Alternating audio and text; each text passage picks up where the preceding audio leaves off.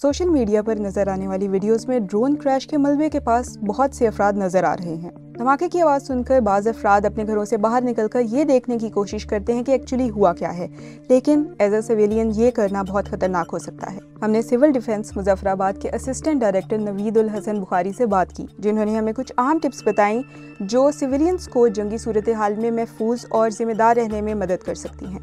अगर शेलिंग का खतरा हो तो अपने इलाके में पहले से महफूज जगहों का तयन करें, जैसे बंकर, बेसमेंट्स, मजबूत दीवार, पहाड़ या चट्टान वगैरह। चारा या दीगर इन्फ्लेमेबल चीजें छतों पर ना रखें। अगर मुमकिन हो तो घर में या घर के करीब बंकर्स बनवाएं या घर में एक कमरा मुंतखब कर लें, जैसे घर का दरमियानी कमरा जहां दीवारें मजबूत हों। इस कमरे में safety kits, first aid, torch, batteries और मोबाइल की मुकम्मल चार्जिंग के साथ तैयार रहें। दरवाजों और खिड़कियों से दूर रहें और शीशे पर टेप लगाएं ताकि किरचियां न बिखरें। सर और अहम अज़ा को ढांपने के लिए कपड़ा या कोई मोटा मवाद अपनी रीच में रखें, जैसे कोई कंबल या कुशन वगैरह। कम से कम 2 दिन के लिए पानी और खुश्क खुराक महफूज जगह पर रखें।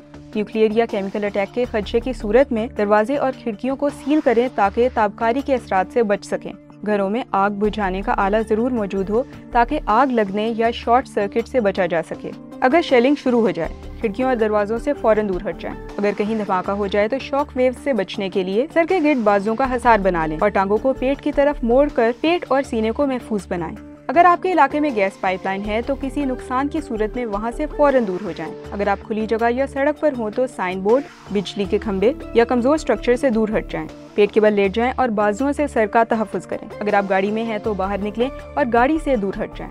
हमले की शिद्दत के हिसाब से किसी दीवार, दरख्त या चट्टान के पीछे पनाह लें। न्यूक्लियर या केमिकल अटैक की सूरत में चेहरे को गीले तौलिए से ढांप लें। शेलिंग रुकने के बाद क्या करें? जख्मियों को तिब्बी मराकज़ पहुंचाने के लिए तयशुदा महफूज रास्ते इस्तेमाल करें। शदीद गोलाबारी के दौरान भी फर्स्ट एड देते वक्त अपनी हिफाजत का भी ख्याल रखें। बारूदी मवाद या मशकूक अशिया को हरगिज न छुएं।